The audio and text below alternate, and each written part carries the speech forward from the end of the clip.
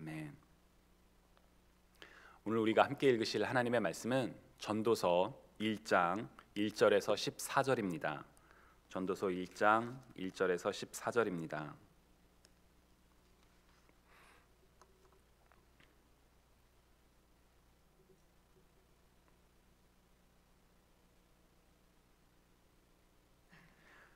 다윗의 아들 예루살렘 왕 전도자의 말씀이라. 전도자가 이르되 헛되고 헛되며 헛되고 헛되니 모든 것이 헛되도다. 해 아래에서 수고하는 모든 수고가 사람에게 무엇이 유익한가? 한 세대는 가고 한 세대는 오되 땅은 영원히 있도다. 해는 뜨고 해는 지되 그 떴던 곳으로 빨리 돌아가고 바람은 남으로 불다가 북으로 돌아가며 이리 돌며 저리 돌아 바람은 그 불던 곳으로 돌아가고 모든 강물은 다 바다로 흐르되 바다를 채우지 못하며 강물은 어느 곳으로 흐르든지 그리로 연하여 흐르느니라. 모든 만물이 피곤하다는 것을 사람이 말로 다 말할 수는 없나니 눈은 보아도 족함이 없고 귀는 들어도 가득 차지 아니하도다. 이미 있던 것이 후에 다시 있겠고 이미 한 일을 후에 다시 할지라. 해 아래에는 새 것이 없나니 무엇을 가리켜 이르기를 보라 이것이 새 것이라 할 것이 있으랴. 우리가 있기 오래전 세대들에도 이미 있었느니라. 이전 세대들이 기억됨이 없으니 장래 세대도 그 후 세대들과 함께 기억됨이 없으리라. 나 전도자는 예루살렘에서 이스라엘 왕이 되어 마음을 다하며 지혜를 써서 하늘 아래에서 행하는 모든 일을 연구하며 살핀즉 이는 괴로운 것이니 하나님이 인생들에게 주사 수고하게 하신 것이라. 내가 해 아래에서 행하는 모든 일을 보았노라. 보라 모두 다 헛되어 바람을 잡으려는 것이로다. 아멘. 여러분 바니타스라는 말을 혹시 들어보신 적이 있으신가요? 바니타스. 바니타스는 16세기 그리고 17세기 유럽에서 유행한 예술 작품의 한 종류를 말합니다. 특정한 대상을 그림으로 담는 정물화의 한 일종이죠. 이 바니타스에는 주로 해골, 꺼진 촛불, 보석, 책, 시든 꽃 등이 주로 대상이 된다고 합니다. 왜 하필 그림 속에 해골을 그려 넣을까 의문감이나 혹은 거부감이 들기도 합니다. 그러나 이 바니타스에 사용되는 물건에는 바니타스라는 그 그림 속에 담기는 그런 물건들에는 각각 의미가 있습니다. 해골은 인간의 생명의 헛됨을, 꺼진 촛불은 시간의 헛됨을, 보석은 재물의 유한함과 헛됨을, 그리고 책은 지식의 헛됨을, 그리고 시든 꽃은 젊음의 헛됨을 가리킨다고 합니다. 여러분 눈치채셨겠지만 공통된 단어가 하나 있지요. 바로 헛되다라는 단어입니다. 사실 바니타스는 헛되다를 의미하는 라틴어 바니타에서 온 단어입니다. 오늘 우리가 읽은 전도서 1장 2절의 후반부 헛되고 헛되니 모든 것이 헛되도다 라는 이 표현을 라틴어로 읽으면 바니타스 바니타툼 옴니아 바니타스인데 바로 여기서 그 바니타스에서 유래한 말이 바로 이 정물화 바니타스입니다. 바니타스가 16세기 17세기에 유럽에서 유행한 이유와 관련하여 사람들은 당시에 흑사병이 창궐하고 엄격한 금욕주의가 득세하면서 고통받고 억압받던 사회상이 반영된 결과이다 라고 이야기를 합니다. 즉 세속적인 삶과 혹은 삶의 욕망 그리고 물질들 모든 것이 다 헛되고 무의미합니다 라는 것을 그 마음을 예술 작품으로 표현한 것이 바로 바니타스라는 것이죠. 바니타스는 오늘날에도 여전히 미술 작품의 하나로 사람들이 계속 창조하고 만들어내고 있습니다. 제가 이 바니타스라는 자료를 찾다가 2015년 한국의 한 미술관에서 바니타스를 주제로 한 그 전시 작품들을 봤습니다. 그 작품 중에는 앞서 말씀드렸던 것처럼 해골이나 꺼진 촛불 그리고 보석 외에도 명품 로고가 새겨져 있는 가방이 그려져 있더라고요. 그래서 그것을 보면서 저도 모르게 웃음이 나왔습니다. 명품 가방. 사실 어떻게 보면 참 아무것도 아닌데 우리 중에 많은 경우는 그 의미 없는 것에 큰 의미를 부여하고 거기에 매달리며 그것을 소장하는 것을 큰 만족으로 느끼며 살아갈 때가 있지는 않나 싶습니다. 정말 헛되고 헛되니 모든 것이 헛되도다 라는 그 표현과 잘 맞는 것이 아닐까라는 생각이 들기도 합니다. 그러나 오늘 우리가 읽은 전도서에서 주는 도전, 곧 모든 것이 헛되다라는 표현은 우리 그리스도인이 결코 가볍게 넘길 수 있는 주제가 아닙니다. 여러분, 인생이 헛되다라고 생각하시나요? 만약 우리가 인생이 헛됩니다 라고 정의한다면 우리는 하나님의 창조와 하나님께서 우리를 부르신 목적 등 우리가 결코 양보할 수 없는, 타협할 수 없는 인생의 중요한 가치들을 부정하게 되는 것입니다. 예를 들어 모든 것이 다 헛되다고 한다면 하나님의 창조도 헛된 것이지요. 또한 우리 삶이 헛된 것이라고 한다면 우리에게 생명을 주시고 우리를 세상 가운데 보내신 하나님의 부르심도 헛된 것처럼 보이기까지 합니다.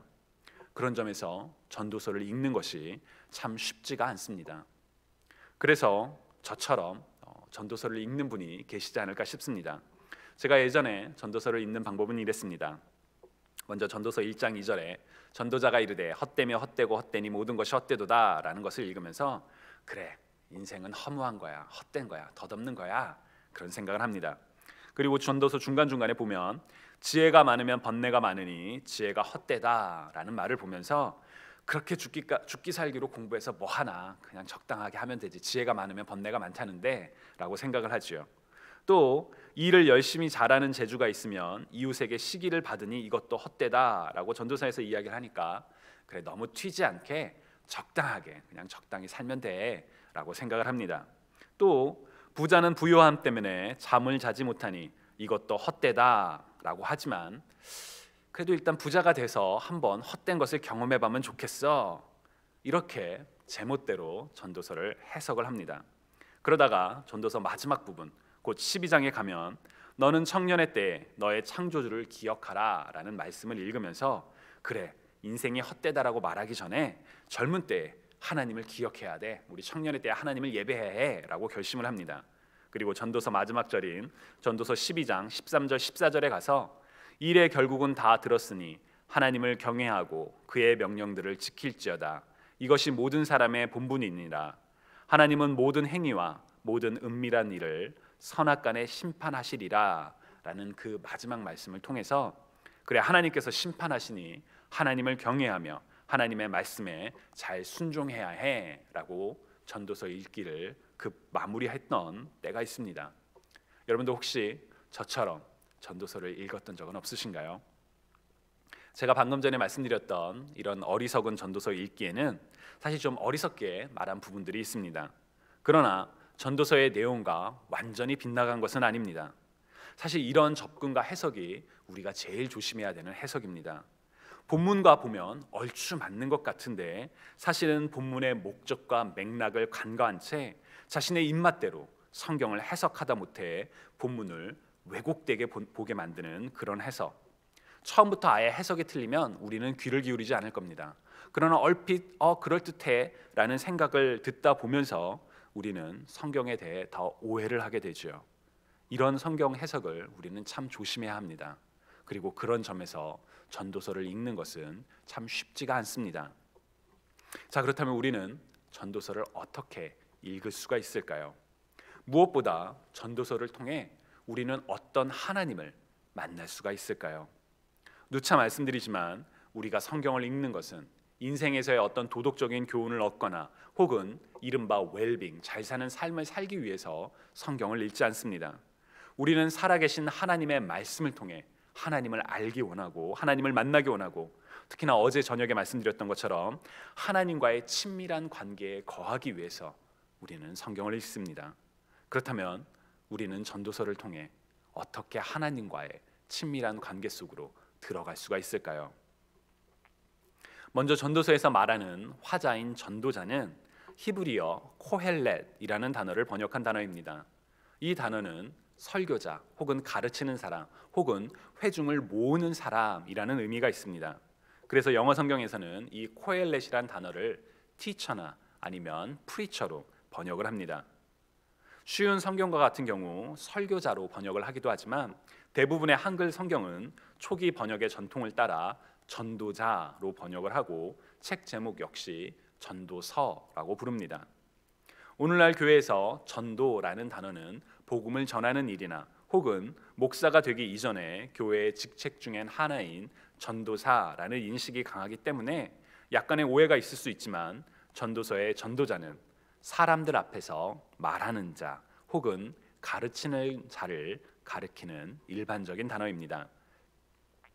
사람들 앞에서 말을 하고 가르칠 수 있는 사람, 그러니 아마도 분명 보통 사람보다는 더 많은 지식이나 경험이나 무언가 지혜가 있는 사람일 것이라고 우리는 생각을 합니다. 그렇기 때문에 전도자가 말하는 내용, 헛되고 헛됨이 모든 것이 헛되도다라는 선언은 우리들이 결코 가볍게 지나칠 수 있는 내용은 아닙니다. 게다가 전도서에는 이 헛되다라는 단어가 무려 38번이나 사용되기 때문에 전도서를 꼼꼼히 읽는 사람이라면 이 헛되다라는 인식이 머릿속에서 결코 떠날 수가 없습니다. 여러분은 어떻게 생각하시나요? 인생이 정말 헛된 것일까요? 불교의 표현 중에서 공술의 공수거, 시인생이라는 표현이 있습니다. 빈손으로 왔다가 빈손으로 가는 것, 그것이 인생이다 라는 표현이죠. 그런데 사실 이 표현은 전도서에도 그대로 있습니다. 전도서 5장 15절을 쉬운 말 성경으로 읽으면 어차피 모든 사람은 태어날 때 벌거숭이 빈손으로 나왔으니 아무리 수고해 본들 이 세상을 떠나갈 때는 다시 빈손으로 돌아갈 수밖에 없는 법, 일평생 수고해서 얻은 것들이라 할지라도 아무것도 가져가지 못한다. 그렇기 때문에 인생은 헛된 것처럼 보이기도 합니다. 아니, 사실 전도서에서는 인생은 헛된 것이라고 분명하게 선언을 합니다. 이어지는 16절, 그 전도서 5장 16절을 보시면 이것 또한 참으로 서글픈 일이 아니던가.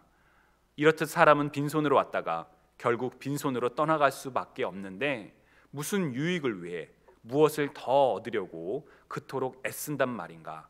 아서라, 모든 것이 다 바람을 붙잡으려는 것처럼 허무하고 부질없는 일이다 라고 전도자는 이야기를 합니다. 왠지 아멘 하면 안 될 것 같은 그런 깊은 허무주의 혹은 덧없음의 허무함이 남는 구절입니다. 그렇다면 정말 우리의 인생은 이렇게 헛된 것일까요? 전도서의 전도자가 말하는 것처럼 세상의 모든 것은 다 헛된 것에 불과한 것일까요? 그렇지 않습니다. 전도서에서 말하는 바니타스 혹은 헛됨을 이해하는 중요한 두 가지 전제가 있습니다. 하나는 헛되다라는 단어로 번역된 히브리어 헤벨입니다. 우리에게 헛되다라는 그 단어는 가치가 없다, 의미가 없다라는 것을 뜻하지요. 영어의 베니티 역시 마찬가지로 meaningless를 의미합니다. 그러나 히브리어 헤벨은 단순히 의미가 없다, 가치가 없다 그런 뜻으로 볼 수는 없습니다. 히브리어 헤벨은 수증기, 숨 혹은 연기를 뜻하는 단어입니다. 그래서 헤벨은 일시적인 것, 하늘에 떠다니는 것, 그런 것들을 가리키죠. 그래서 시간이 지나면 사라지기 때문에 헛되다, 가치가 없다라는 의미로 번역을 할 수가 있습니다. 아까 말씀드렸던 것처럼 명품 가방, 그 순간에는 대단한 만족과 행복감을 주는 것 같지만 시간이 지나면 헛된, 가치가 없는 것에 불과합니다. 물론 명품 가방만이 아니라 바니타스에서 표현되는 해골, 책, 시든 꽃, 보석 모두 다 그런 점에서 헛된 것이죠. 그런데 헤벨에는 그런 의미만 있지는 않습니다. 그것은 마치 연기와도 같아서 눈에 보이면 아름다워 보이지만 손을 뻗어 잡으려고 하면 잡히지 않는, 무언가 그럴듯하지만 막상 이해할 수 없는 수수께끼를 뜻하는 의미도 이 헤벨이란 단어에는 같이 담겨 있습니다. 즉 단순히 의미가 없다는 것을 넘어서 이해할 수 없는 그런 뉘앙스도 같이 있는 것이지요. 그런 점에서 히브리어 헤벨은 단순히 의미가 없는 것이 아니라 우리가 다 완전히 이해할 수 없는, 다 붙잡을 수 없는 그런 대상을 가리키는 단어입니다. 그래서 모든 것은 헛되고 헛되며 헛되도다라는 전도자의 고백은 세상의 모든 것이 가치가 없는 것입니다 라는 그런 의미만이 아니라 붙잡으려 해도 다 잡을 수 없는, 알 수 없는 것들이라는 의미도 있음을 우리가 함께 고려할 필요가 있습니다. 물론 그렇다고 해서 헛되다라고 표현된 의미가 완전히 변하는 것은 아닙니다. 다만 단순히 가치가 없다라고 쉽게 단정할 만한 그런 의미는 아니라는 정도이지요. 전도서에서 말하는 헛되다를 이해하는 두 번째 중요한 전제는 모든 것이 헛되다라고 말하는 상황입니다. 전도서에서 자주 등장하는 표현이 하나 있는데 바로 해 아래, under the sun이라는 표현입니다. 이 표현은 한글 개역 개정을 기준으로 27번 반복이 됩니다.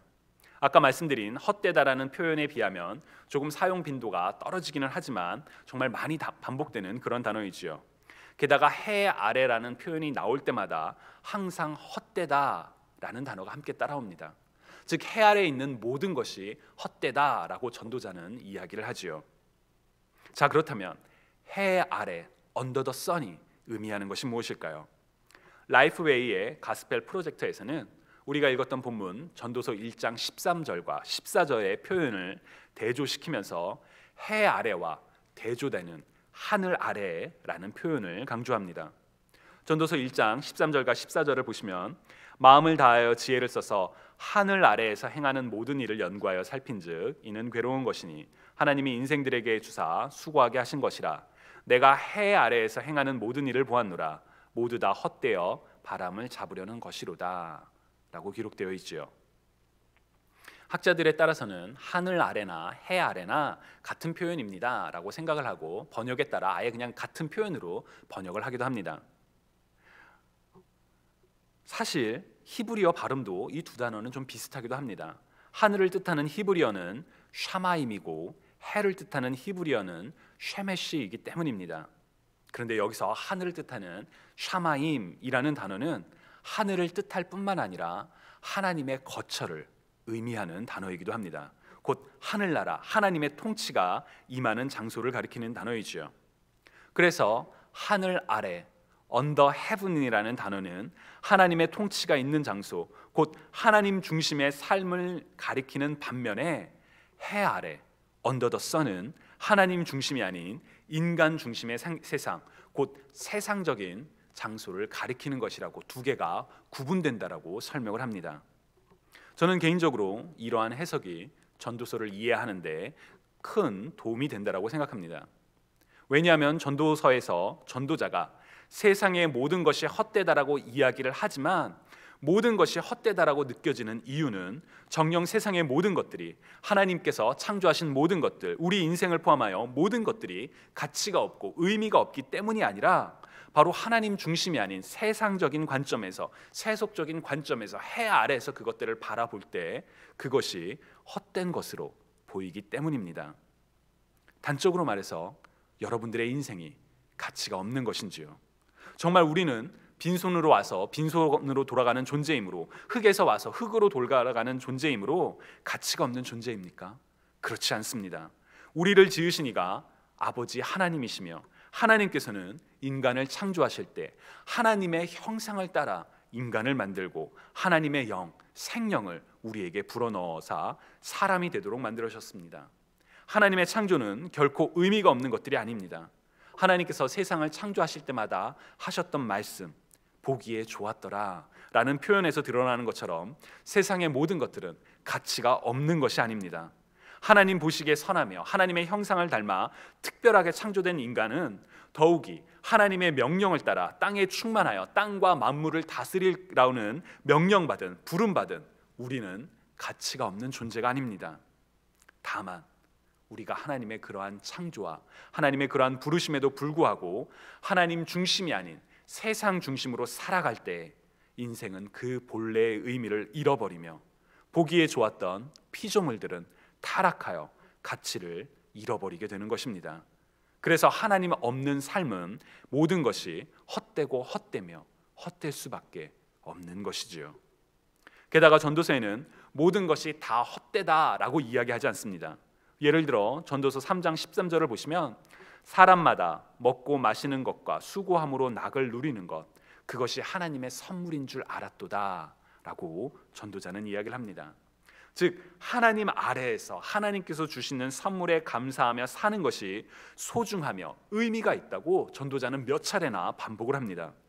즉 전도자가 비록 헛되고 헛되다라고 이야기를 하지만 그 헛된 것은 하나님이 중심이 아닐 때, 하나님 아래서 살아가지 않을 때 헛된 것일 뿐, 반대로 하늘 아래 하나님 중심에서 살아가는 인생에서 발견하는 의미, 행복에 대해서 전도자는 분명하게 이야기를 하고 있는 것이지요. 이런 점들을 생각하면 전도서의 교훈은 하나님 중심의 삶, 곧 모든 것을 창조하시며 주관하시는 하나님의 주권과 통치를 인정하며 살아가는 삶이라고 생각할 수 있습니다. 특히나 전도서의 맨 마지막 내용, 곧 12장 13절에서 14절에서 이래 결국은 다 들었으니 하나님을 경외하고 그의 명령을 지킬지어다. 이것이 모든 사람의 본분이니라. 하나님은 모든 행위와 모든 은밀한 일을 선악간에 심판하시리라. 라는 전도자의 마지막 당부 혹은 권면은 하나님의 주권과 통치를 인식하며 가슴에 새기며 하나님 중심의 삶을 살라는 메시지이기도 하지요. 주님이 사랑하시는 여러분, 전도서는 쉽게 읽혀지는 성경책은 아닙니다. 적어도 제게는 그랬습니다. 그러나 다시 한번 힘을 내어 전도서를 통해 하나님을 만나는 저와 여러분이 되시기를 간절히 소망합니다. 모든 것이 헛되다라는 전도자의 외침 속에서 진정으로 헛된 것이 무엇인지, 아니 하나님 중심의 삶을 살아가면서 우리의 인생의 목적과 그리고 의미를 분명히 인식하는 가운데 하나님과의 친밀한 관계 가운데 거하시는 저와 여러분이 되시기를 주님의 이름으로 간절히 축원합니다.